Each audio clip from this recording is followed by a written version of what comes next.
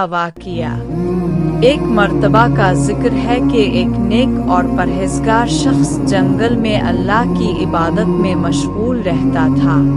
وہ دنیاوی لذتوں اور آسائشوں سے بالکل بے نیاز ہے کر صرف اپنے رب کی رضا کے طالب تھے۔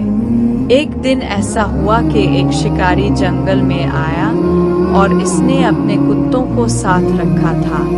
اچانک کتوں نے ایک خوبصورت ہرن کو دیکھ لیا اور اس کے پیچھے دوڑنے لگے۔ ہرن اپنی جان بچانے کے لیے تیزی سے بھاگنے لگا، لیکن کتے بھی قریب سے قریب تر آ رہے تھے۔ بھاگتے بھاگتے ہرن اس اللہ والے کے پاس آ پہنچا۔ ہرن نے ان سے فریاد کی کہ اے اللہ کے نیک بندے، مجھے ان شکاری کتوں سے بچا لیجئے، یہ مجھے مار ڈالیں گے۔ میں وعدہ کرتا ہوں کہ اگر آپ نے مجھے پناہ دی تو میں آپ کے حکم پر واپس آ جاؤں گا۔ وہ نیک بزرگ اللہ کی مخلوق پر رحم دل رکھتے تھے۔ انہوں نے ہرن کو اپنے پیچھے چھپا لیا اور کتوں کو واپس بھیج دیا۔ جب شکاری وہاں پہنچا تو اس نے دیکھا کہ اس کے کتے بھونک تو رہے ہیں مگر شکار ان کے ہاتھ نہیں آیا۔ وہ بزرگ کے قریب آیا اور کہا، کیا یہاں سے کوئی ہرن گزرا ہے؟ بزرگ نے فرمایا، ہاں یہاں آیا تھا مگر میں نے اسے اپنی امان دے دی ہے۔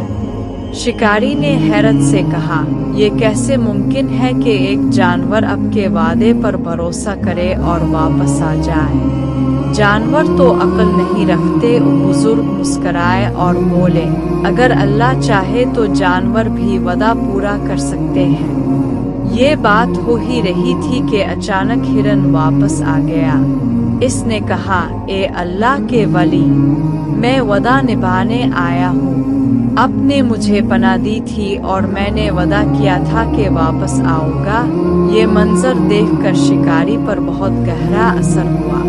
اس نے کہا، اے اللہ کے بندے، آج میں نے ایک عجیب بات دیکھی ہے۔ جانور بھی آپ کے وعدے پر پورا اتر رہا ہے۔ یقیناً آپ اللہ کے دوست ہیں۔ شکاری کی آنکھوں سے آنسو بہنے لگے۔